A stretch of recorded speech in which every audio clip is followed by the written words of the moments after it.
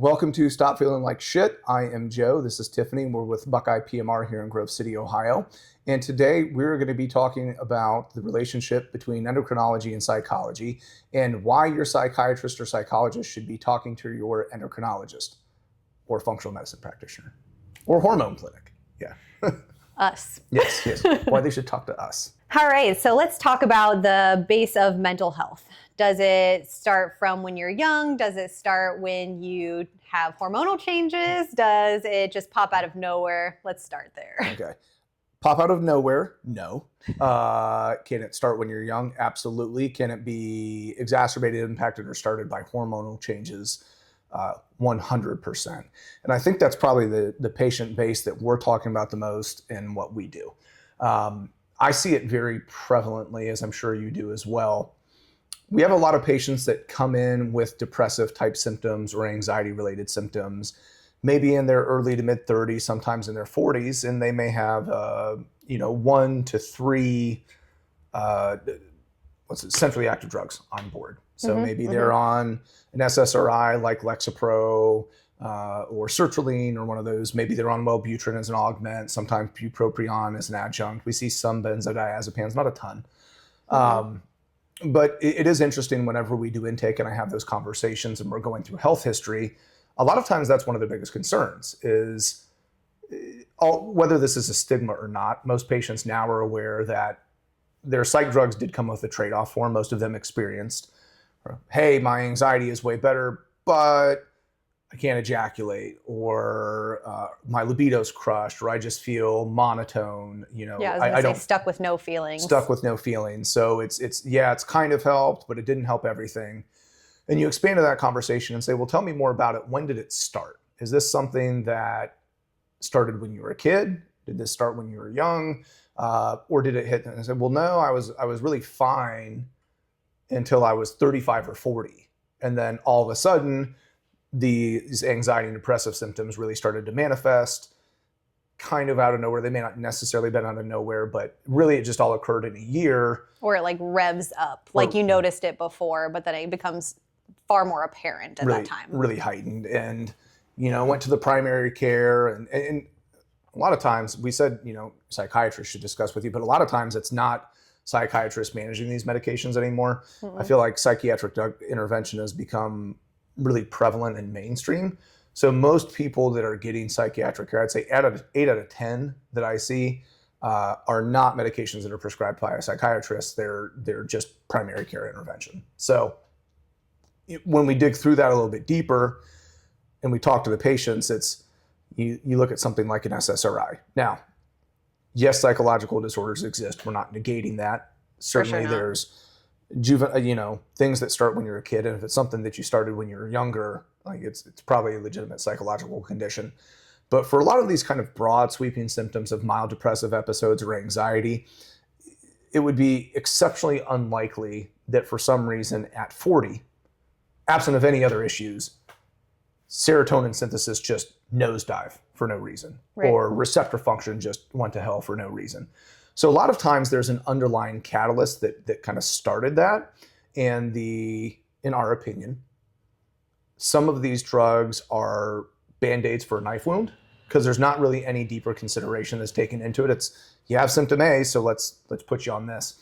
But from our experience and practice over the last 15 years each, we know that everything from an endocrine perspective is exceptionally impactful to all of those symptoms.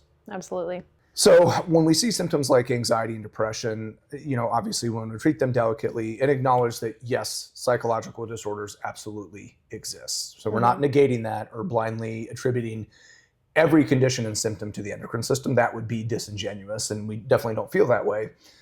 But certainly, which, a side note to it, I mean, there is like great genetic testing and things like that. So to help you navigate those meds, there is a lot more accessibility to help at this point. Yeah, and that's sidebar to that, like you mentioned, the genetic testing, like the gene site testing, there's a bunch of different iterations of it. If anybody does feel that going to psychoactive drugs is necessary, do the gene site test first, because that will give you it doesn't confirm diagnosis, and I like to be clear about that.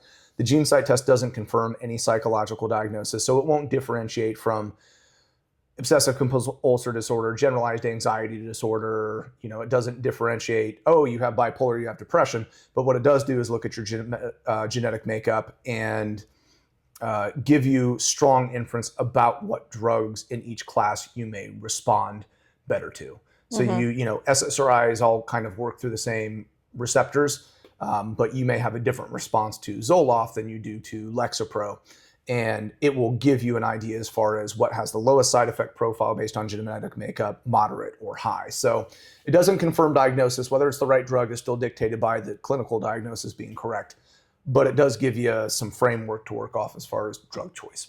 And it decreases the trial and error, right? You don't have to run into as many possible negative side effects because you're honing in on a specific group of drugs. Yeah, and a lot of people, I was on centrally active drugs from like 12 to 35, and I got to play the game of, hey, we're going to try this, but you can't start or stop any of them quick. So, you can be on the wrong drug for 6 months, get no better, then go another drug and that be the wrong drug. So a lot of people get exhausted with the psychoactive drug carousel of it may take 6 months on a drug to know if it's the right fix, and it may still be but it could still be the wrong drug, and you may have to try 2 or 3 things, or this one works, then you have to add this. That becomes exhausting for patients. Especially when you feel like shit. Yes, because you're looking for something to move the dial quickly, right? Or move the dial at all. Move the dial at all, which I will say in mental health, atypically is that ever the case. No matter what route of intervention, whether it's drug intervention or it's endocrine intervention, atypically is it an immediate fix. There is no magic pill, no magic fix that makes symptoms go away overnight. That's what sucks about it. But yes, genetic testing is valuable. So sorry, jumped off conversation. Veered completely, but wanted to mention. So we'd look at, from an endocrine perspective, what things may be driving the onset or worsening of these depressive symptoms. So for us, if you want to call it from a functional endocrinology standpoint, we're generally looking at, 3 big pictures of the endocrine system. We're looking at what the thyroid's doing, what gonadal function's doing, and what the adrenals are doing, or the HPA axis as a whole. Okay. Which any and all of those can influence. Yeah, tremendously. And that's one of the tough ones, because I say it to patients all the time. If you ask me for the 10 most common symptoms of gonadal dysfunction, so that would be low testosterone for men, menopause or perimenopause for women, thyroid dysfunction, or HPA axis adrenal dysfunction, there'd be 5 items that existed on all 3 lists. So, and it's like the top 5? Yeah, it is. So fatigue.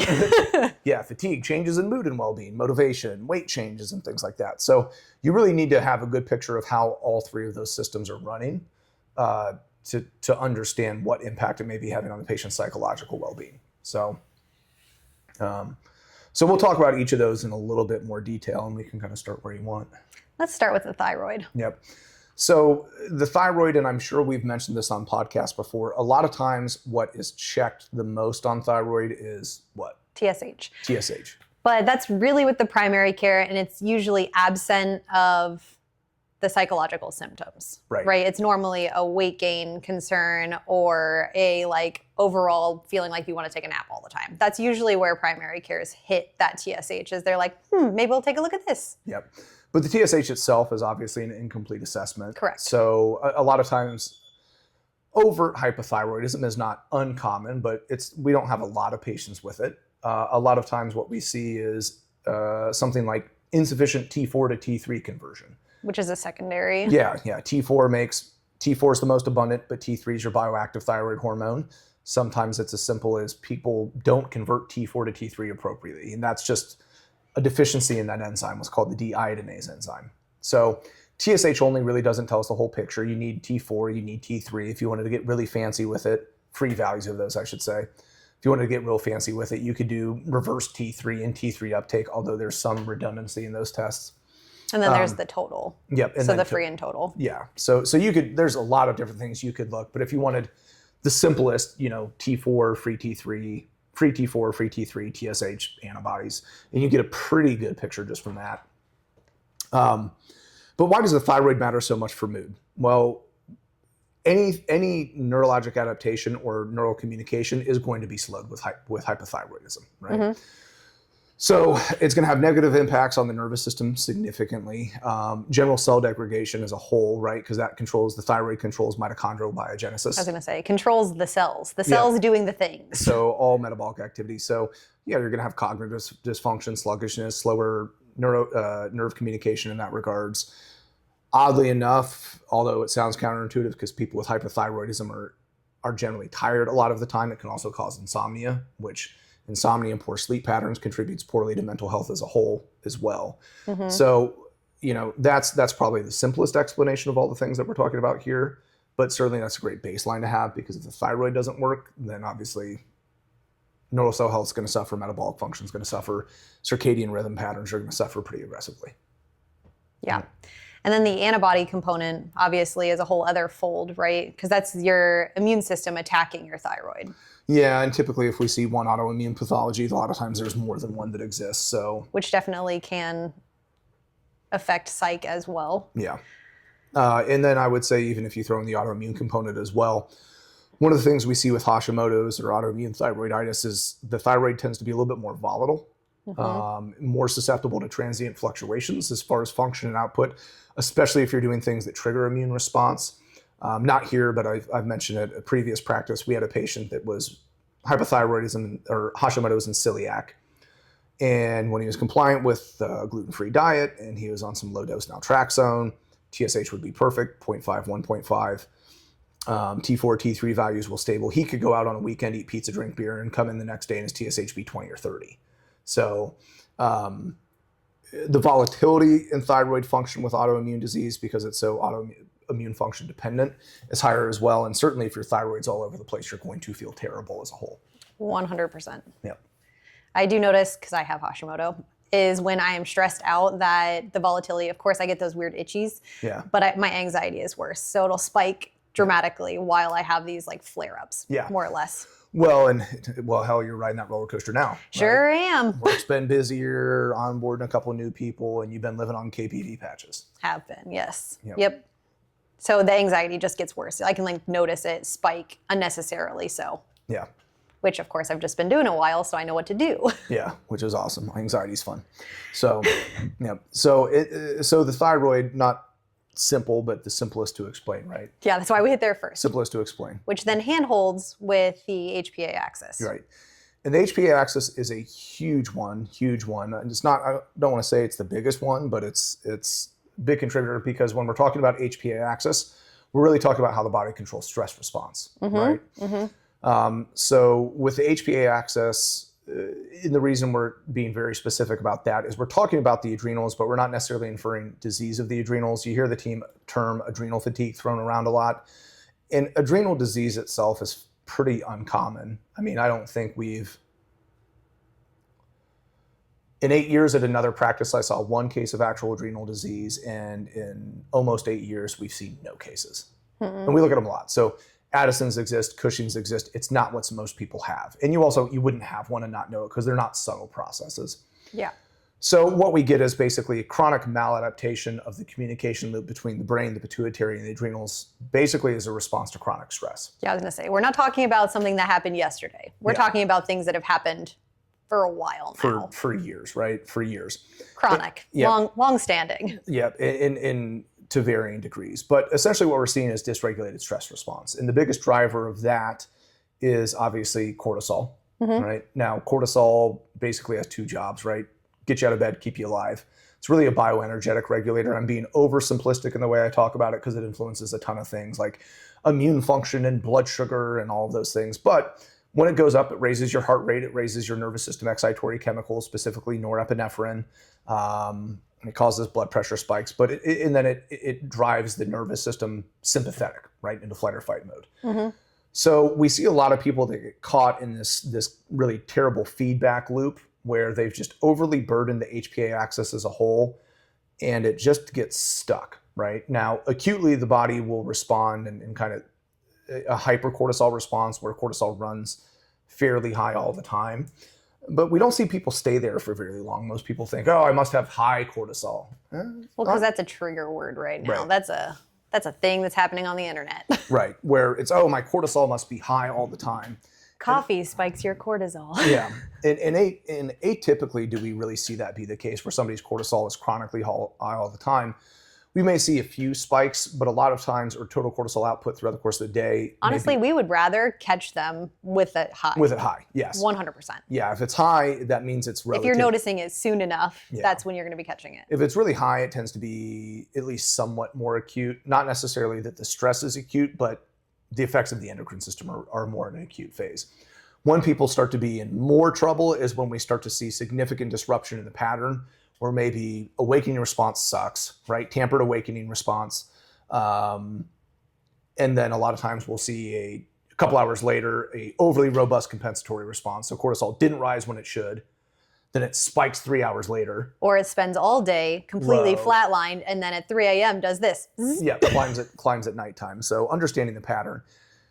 And that's certainly going to exacerbate mood and depressive episodes and anxiety, especially because you're going to have people that get these really inordinate stress responses at a time that it doesn't make any sense. And they get really frustrated because they're like, I have felt like shit all day. I've been exhausted and tired, and I have to live on caffeine, and then I'm tired all day.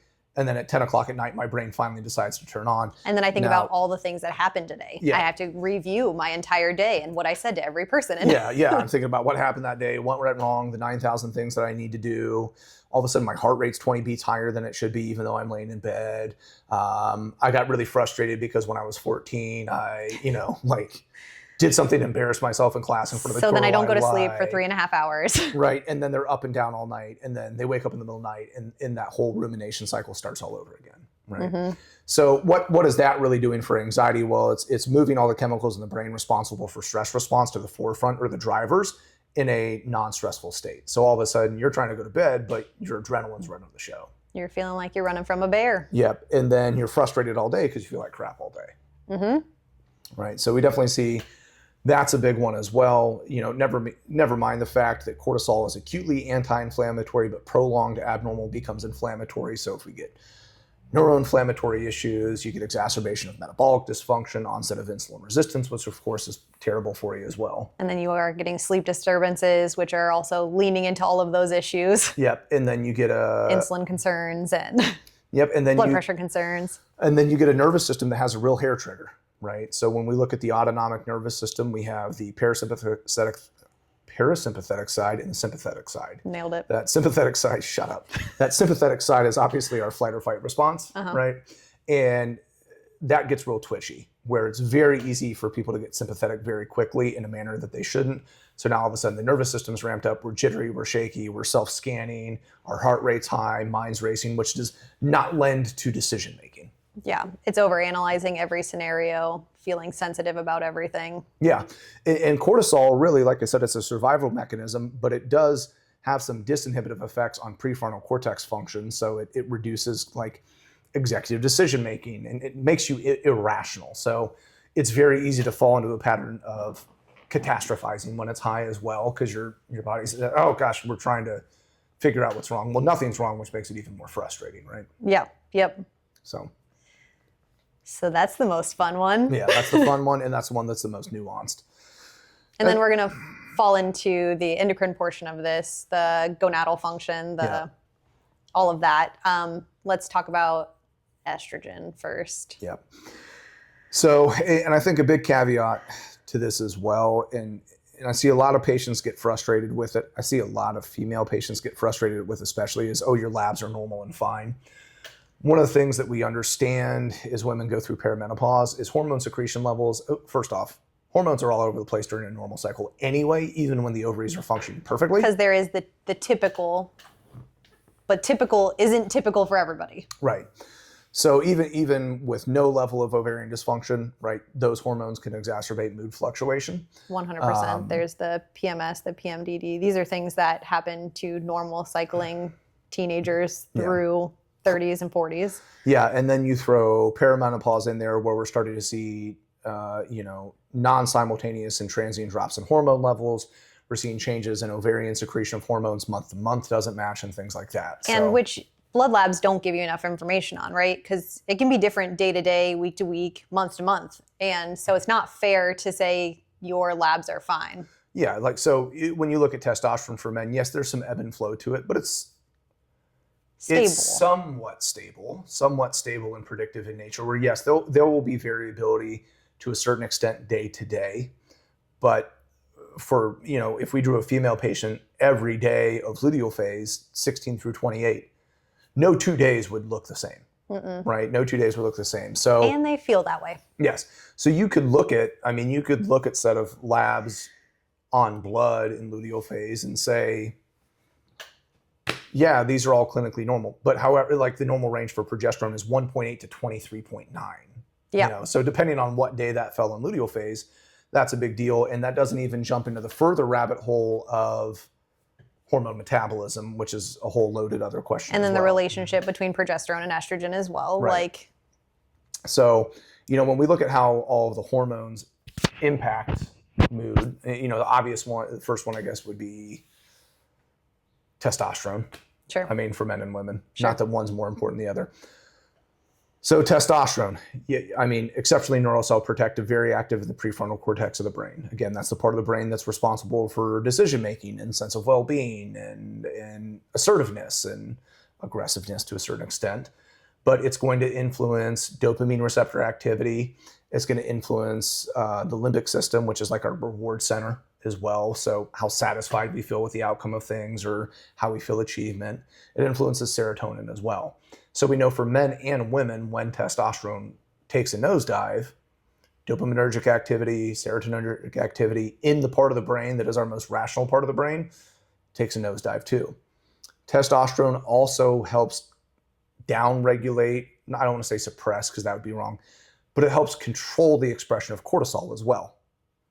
So if we have low testosterone, hyperreactivity of the HPA axis is going to be more pronounced as well. And cortisol and testosterone in a lot of ways are basically antagonists to each other. So we can see if you have low testosterone, that's a problem. And then that could exacerbate HPA axis dysfunction too.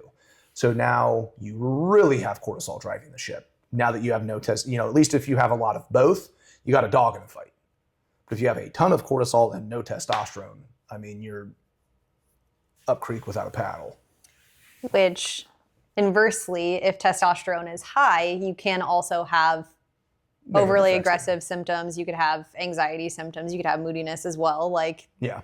And that's swinging the complete opposite direction. Yeah, you can definitely have too much testosterone. And I think that's where people get the negative connotation with testosterone regarding mood is the hyper-aggressive behavior characteristics, which would be, I think, typically or classically described as more masculine in nature, like the hypersexuality, the hyper-aggressive nature. That is with instances of abuse or over-treatment, though, not... Which is something I would like to point out, though. Yeah, for it sure. exists. Yeah. I've been on testosterone therapy for, I'm 40, so 9 years. And in that time frame was actually able to come off of psych medication. Because I think I fell into the hole of, what we just described, tired, I'm depressed, my mood sucks. Oh, you're depressed. At my age, even though I already worked in this field, assumed my levels were fine because I was, 28, 29, 30. Then finally checked my levels and it was just egregiously low. It's because it's like you played football and got beat in the head 9,000 times. Yeah, banged my head for a living for 16 years. Yeah. Mm-hmm. So it was interesting once I started testosterone, how meaningful it was, not just to like all the fun physical metrics as far as, it's easier to lose weight, it's easier to gain muscle and libido's better, but significant change for my mood. Perfect. Right? Estrogen is a huge one. Now, estrogen influences a giant number of chemicals. It will influence serotonin, dopamine, and norepinephrine, not just production, but also receptor sensitivity.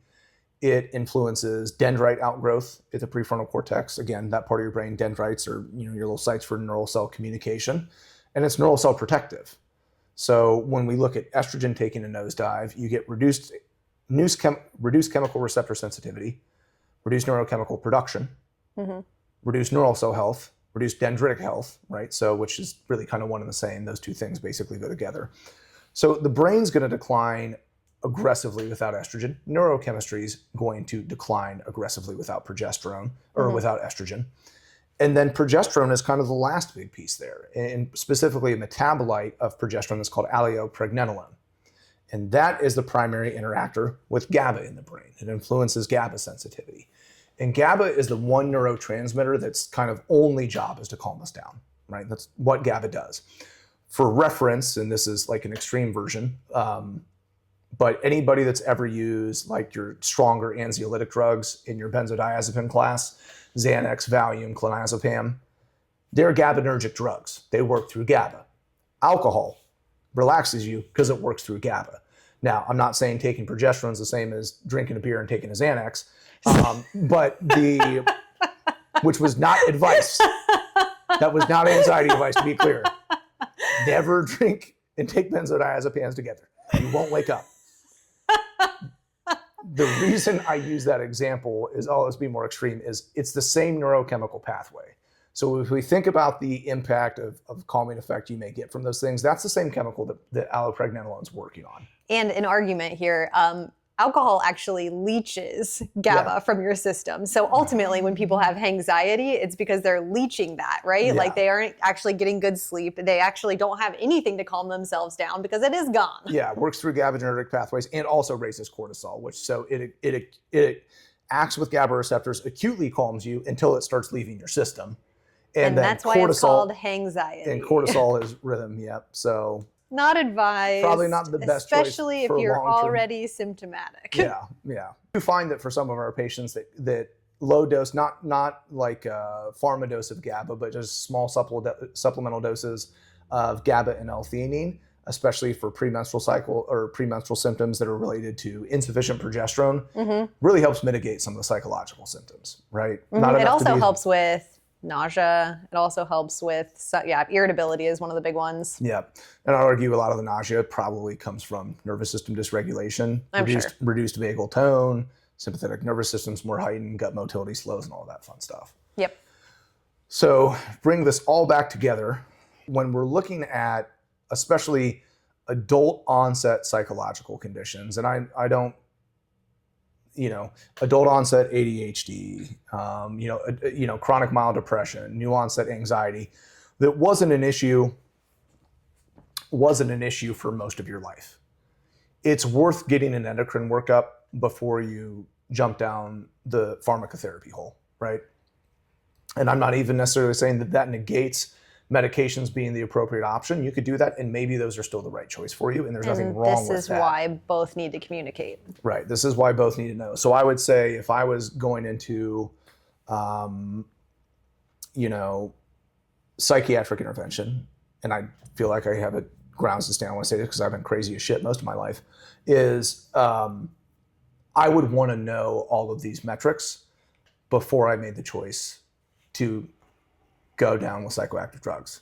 I think it's valuable to have all that information so you as a patient, because really in the traditional medical system, unfortunately, as a patient, you really have to be your own advocate. And worst case scenario, you do all this testing and it comes back perfect.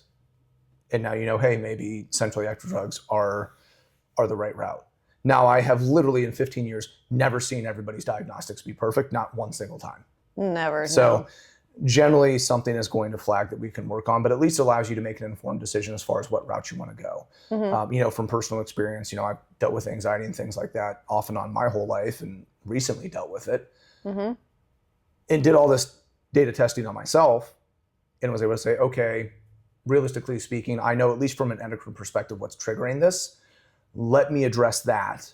And over time, symptoms definitely dampened and resolved. Definitely took some doing and some work, but centrally active drugs definitely have their place, and they do make dealing with things easier. For me, it made me not have to deal with them at all. Which has its pros and cons. It has its pros and cons, but they do tend to resurface and pronounce themselves again. So I think having all of this data is super important, and I think it's more into the root cause of why this happened, especially if you're an adult and you're like, why did these just develop out of nowhere? That again, that's improbable that there wasn't some underlying root cause that caused that. So at least ruling that out, working in conjunction with whoever is managing the endocrine side and your psychiatrist together, because you can make the most informed decision about what really is going to be the most practical and long-term intervention for you. Yeah. Because psych meds generally are not short-term. And for females, especially because we transition hormonally, it's important for us to kind of pay attention and kind of monitor ourselves throughout that duration of time to make sure that we're supporting ourselves through something like that. Like I always have this fear because of course I work here. So it's something that I think about is like, what if I start losing my shit and I don't notice it? What the heck do I do? Yeah. Like, I'm sure you would just be like, okay, I'm going to need you to check your hormones. Let's go ahead and head on back there because I work here, right? And people would notice something like that. But it's like, do people just deal with these things? Do they like slowly start hating their husbands and don't know why? I don't know. Probably. Yes. Yes. Yes. Yeah. There's some statistic floating around there about what % of divorces are initiated by women, and it's astronomically high, but and that's definitely on you guys, not on us. I was going to say, and I have some things to say, which I will not. I'm joking. Kind of. So, You've done a really good job of digging a hole. Yeah, I know. This podcast. I have. Yep. So I'm pulling the dirt on top now.